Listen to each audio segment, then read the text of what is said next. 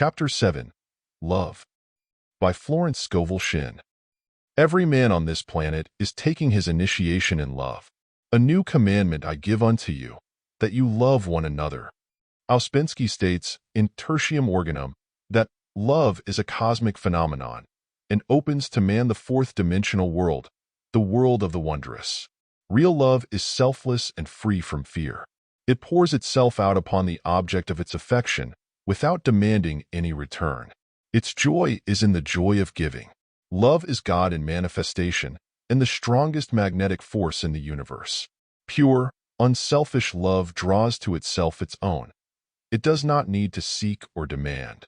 Scarcely anyone has the faintest conception of real love. Man is selfish, tyrannical, or fearful in his affections, thereby losing the thing he loves. Jealousy is the worst enemy of love, for the imagination runs riot, seeing the loved one attracted to another, and invariably these fears objectify if they are not neutralized. For example, a woman came to me in deep distress. The man she loved had left her for other women and said he never intended to marry her. She was torn with jealousy and resentment and said she hoped he would suffer as he had made her suffer, and added, "How could he leave me when I loved him so much?" I replied, "You are not loving that man, you are hating him," and added, "You can never receive what you have never given. Give a perfect love, and you will receive a perfect love. Perfect yourself on this man. Give him a perfect, unselfish love, demanding nothing in return. Do not criticize or condemn, and bless him wherever his is." She replied, "No, I won't bless him unless I know where he is," she said.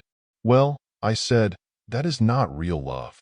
When you send out real love, real love will return to you, either from this man or his equivalent. For if this man is not the divine selection, you will not want him.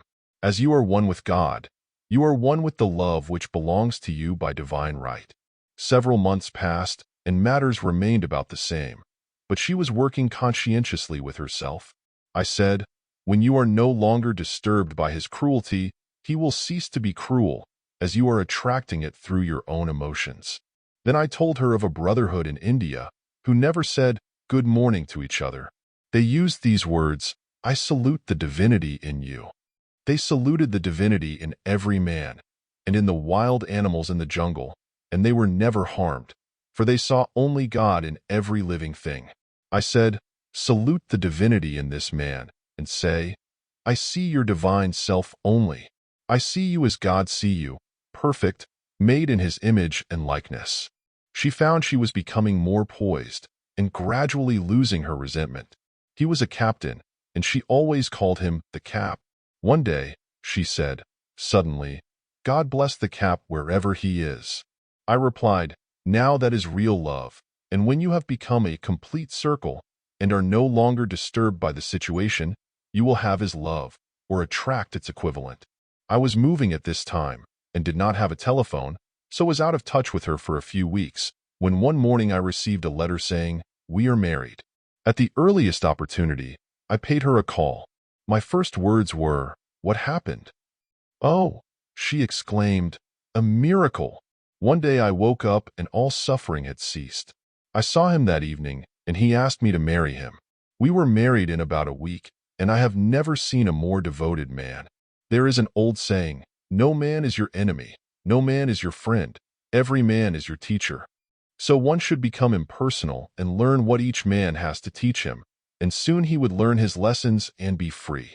The woman's lover was teaching her selfless love, which every man, sooner or later, must learn. Suffering is not necessary for man's development. It is the result of violation of spiritual law, but few people seem able to rouse themselves from their soul sleep without it. When people are happy, they usually become selfish, and automatically the law of karma is set in action. Man often suffers loss through lack of appreciation. I knew a woman who had a very nice husband, but she said often, "I don't care anything about being married, but that is nothing against my husband. I'm simply not interested in married life." She had other interests and scarcely remembered she had a husband. She only thought of him when she saw him. One day her husband told her he was in love with another woman and left. She came to me in distress and resentment. I replied, "It is exactly what you spoke the word for. You said you didn't care anything about being married, so the subconscious worked to get you unmarried. She said, "Oh yes, I see. People get what they want, and then feel very much hurt." She soon became in perfect harmony with the situation and knew they were both much happier apart. When a woman becomes indifferent or critical and ceases to be an inspiration to her husband, he misses the stimulus of their early relationship and is restless and unhappy. A man came to me dejected, miserable, and poor. His wife was interested in the science of numbers and had had him read. It seems the report was not very favorable, for he said, "My wife says I'll never amount to anything because I am a 2. I replied, "I don't care what your number is. You are a perfect idea in divine mind, and we will demand the success and prosperity which are already planned for you by that infinite intelligence." Within a few weeks, he had a very fine position, and a year or two later, he achieved a brilliant success as a writer. No man is a success in business unless he loves his work. The picture the artist paints for love of his art is his greatest work. The potboiler is always something to live down. No man can attract money if he despises it. Many people are kept in poverty by saying, "Money means nothing to me, and I have a contempt for people who have it." This is the reason so many artists are poor. Their contempt for money separates them from it. I remember hearing one artist say of another, "He's no good as an artist, he has money in the bank." This attitude of mind, of course, separates man from his supply. He must be in harmony with a thing in order to attract it. Money is God in manifestation, as freedom from want and limitation, but it must be always kept in circulation and put to right uses. Hoarding and saving react with grim vengeance. This does not mean that man should not have houses and lots, stocks and bonds, for the barns of the righteous man shall be full. It means man should not hoard even the principal, if an occasion arises when money is necessary. In letting it go out fearlessly and cheerfully, he opens the way for more to come in. For God is man's unfailing and inexhaustible supply. This is the spiritual attitude towards money, and the great bank of the universal never fails. We see an example of hoarding in the film production of Greed. The woman won $5,000 in a lottery, but would not spend it. She hoarded and saved, let her husband suffer and starve, and eventually she scrubbed floors for a living. She loved the money itself and put it above everything, and one night she was murdered and the money taken from her. This is an example of where love of money is the root of all evil. Money in itself is good and beneficial, but used for destructive purposes, hoarded and saved, or considered more important than love, brings disease and disaster, and the loss of the money itself. Follow the path of love, and all things are added, for God is love, and God is supply. Follow the path of selfishness and greed, and the supply vanishes, or man is separated from it. For example, I knew the case of a very rich woman who hoarded her income. She rarely gave anything away, but bought and bought things for herself. She was very fond of necklaces, and a friend once asked her how many she possessed. She replied, 67. She bought them and put them away, carefully wrapped in tissue paper. Had she used the necklaces, it would have been quite legitimate, but she was violating the law of use. Her closets were filled with clothes she never wore and jewels which never saw the light.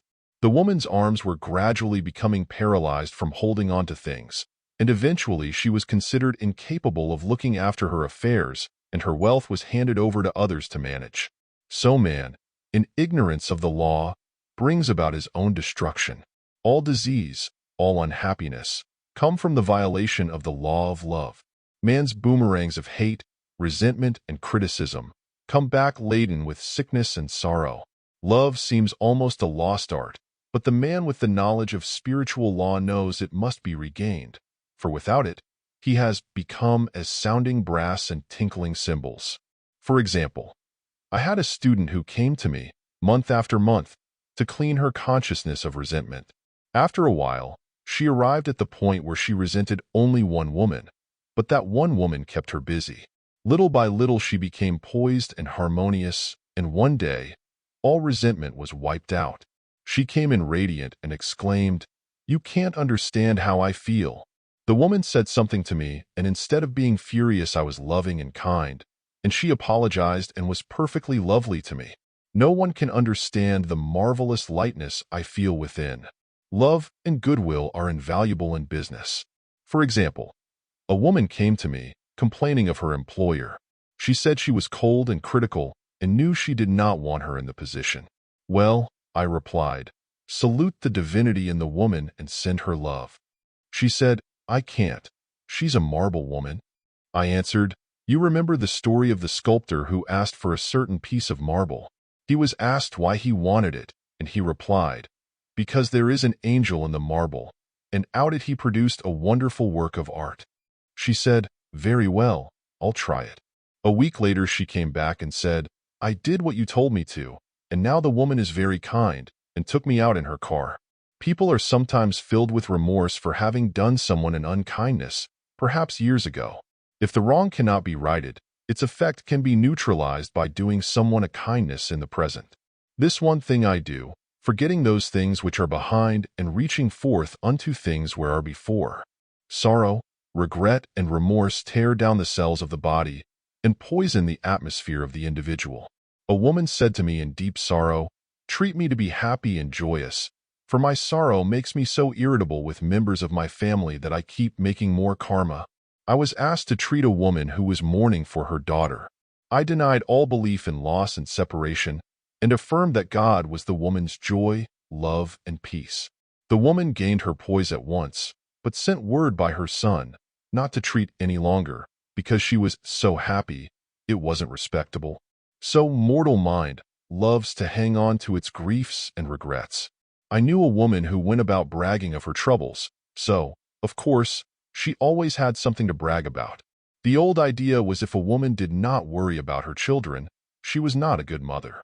Now, we know that mother fear is responsible for many of the diseases and accidents which come into the lives of children.